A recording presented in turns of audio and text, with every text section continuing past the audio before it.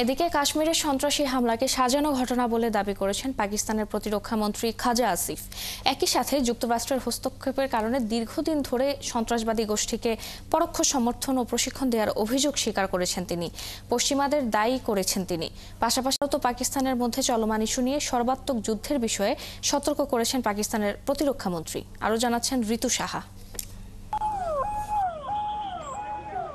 কাশ্মীরে সন্ত্রাসী হামলার ঘটনাকে কেন্দ্র করে ভারত ও পাকিস্তানের মধ্যকার পরিস্থিতি এখন যুদ্ধের দিকে রূপ নিচ্ছে। এরই মধ্যে পাকিস্তানের প্রতিরক্ষা মন্ত্রী এই হামলার ঘটনাকে ভারতের সাজানো ঘটনা বলে দাবি করেছেন। সংবাদ মাধ্যম আল জাজিরাকে দেয়া এক সাক্ষাৎকারে তিনি বলেন, কাশ্মীরের পুরো ঘটনাই একটি ফলস ফ্ল্যাগ অপারেশন। সানবিট সব দিবে সামাল। সানবিট ম্যাজিক প্রেস ডিশওয়াশিং এর মাথা ঘোরানো সলিউশন। বলেন তাদের দৃঢ় বিশ্বাস ভারত নিয়ন্ত্রিত কাশ্মীরের হামলাটি একটি পরিকল্পিত ঘটনা। কাশ্মীরে যা ঘটছে বা কাশ্মীরের কোনো আন্দোলনের সাথে আমাদের কোনো সম্পর্ক নেই। আমরা একেবারেই কোনো সশস্ত্র গোষ্ঠীর সাথে জড়িত নই।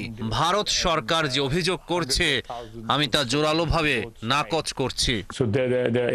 এদিকে পশ্চিমাদের হয়ে সন্ত্রাসবাদী গোষ্ঠীকে মদদ দেওয়ার অভিযোগ পরোক্ষভাবে স্বীকার করে নিয়েছেন পাকিস্তানি প্রতিরক্ষা মন্ত্রী খাজা আসিফ। আমরা দীর্ঘ ৩ দশক যুক্তরাষ্ট্র ও যুক্তরাজ্য সহ পশ্চিমাদের হয়ে এসব নোংরা কাজ করেছি। তবে আমাদের সরকারের সেই ভুলের কারণেই এখনো এই অপবাদ বইতে হচ্ছে। পাকিস্তানকে দোষারোপ করা অনেক সহজ। এখনকার সন্ত্রাসীরা একসময় ওয়াশিংটনে দাওয়াত খেতে যেত। আমি মনে করি আমাদের সরকার সে সময় ভুল সিদ্ধান্ত নিয়েছিল।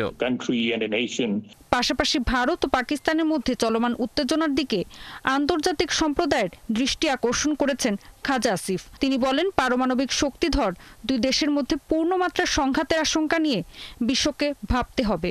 স্কাই নিউজকে দেয়া সাক্ষাৎকারে তিনি জম্মু ও কাশ্মীরের হামলার ঘটনায় ভারতের সাথে উত্তেজনা সর্বাত্মক যুদ্ধে রূপ নিতে পারে বলেও দাবি করেছেন। চলমান উত্তেজনার মধ্যে পাকিস্তানের সেনাবাহিনী যে কোনো পরিস্থিতির জন্য প্রস্তুত। ভারত যা কিছু শুরু করবে তার প্রতিক্রিয়া আমরা দেখাবো। যদি কোনো আক্রমণ হয় তাহলে যুদ্ধ শুরু হয়ে যাবে। তিনি আশা করছেন পরিস্থিতি এখনো আলোচনার মাধ্যমে সমাধান করা যেতে পারে। এর আগে আসিফ বলেছিলেন, এই হামলার ঘটনার সাথে পাকিস্তানের কোনো সম্পর্ক নেই, কারণ পাকিস্তান সব ধরনের এবং সর্বত্র সন্ত্রাসবাদকে প্রত্যাখ্যান করে। ঋতু সাহা, ৭১।